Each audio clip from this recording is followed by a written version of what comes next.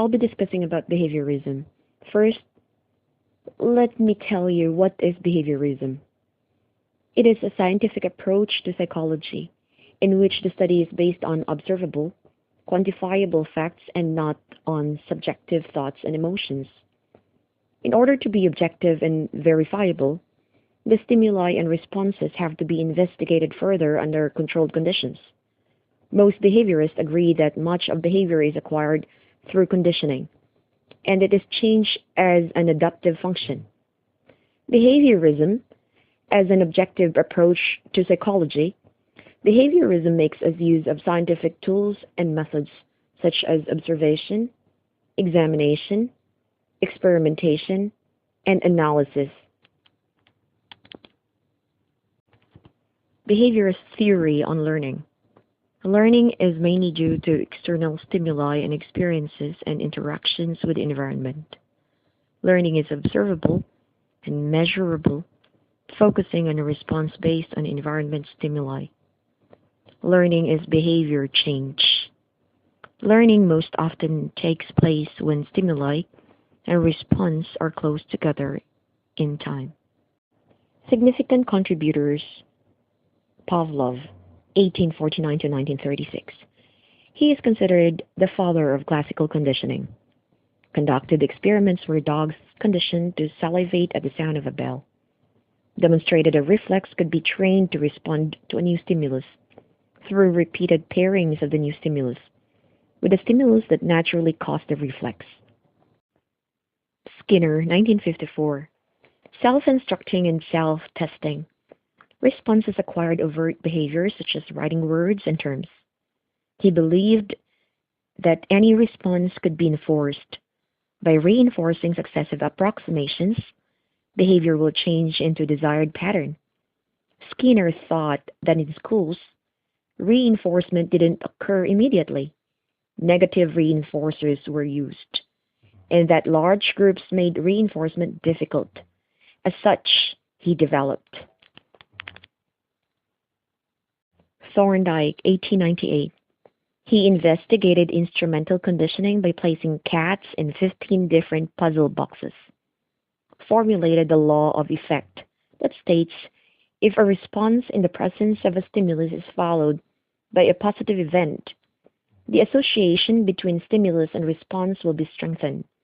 And if the response is followed by a negative event, the association will be weakened. Also known for early analysis of instrumental conditioning. Its goal-directed behavior. Watson initiated a study of behavior as a form of psychology in the early 20th century. Applied classical conditioning to emotional responses. Conducted baby Albert experiment where child learned to fear rat due to loud sound.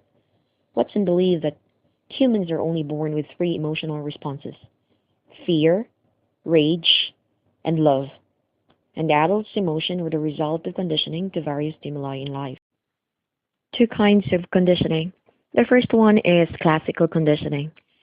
It is an involuntary response to a seemingly unrelated stimuli as a result of 2 stimuli being introduced together. It is called involuntary response. The other conditioning is called operant conditioning. A response increases in frequency when followed by a reinforcement. It's voluntary. Operant conditioning only occurs when 2 conditions are met. Learner must do something. Reinforcement must only occur after desired response. Reinforcement stage.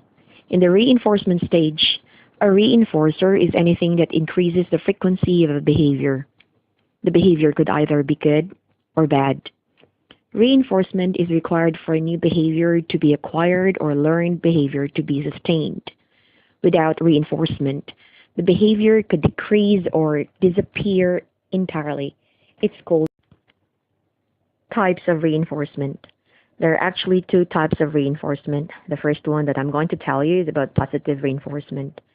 Positive reinforcement is a stimulus given after a behavior and the behavior increases. Could be good or bad behavior. It could either be extrinsic or intrinsic reinforcement. The other one is called negative reinforcement. Negative reinforcement increases a behavior by removing a stimulus. It is just taking away something to increase desired behavior. Let us put behaviorism in an actual situation. Let's take Cynthia, a problem student. Cynthia doesn't do her homework, and when she does, it's only half finished. She acts out in class, refusing to follow the rules and cracking jokes at the teacher's expense.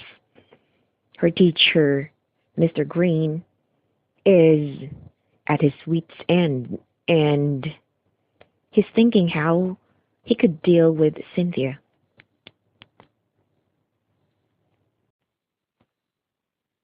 The rewards and punishment stage. Mr. Green has a problem, and her name is Cynthia. Cynthia's rude, disruptive, and never does her homework. Mr. Green is pulling his hair out to try to get to her to do what she's supposed to do. What can he do? And he goes to reinforcement. Reinforcement is meant to increase a good behavior. It's just like a reward. So if Cynthia comes in and sits down quietly at her desk and Mr. Green gives her a piece of candy, the candy is reinforcement for the behavior of sitting quietly. It's meant to encourage Cynthia to do that more often. On the other hand, a punishment is meant to decrease bad behavior. For example, if Cynthia does not do her homework, calling her parents must be a punishment that Mr. Green can do to discourage skipping homework in the future.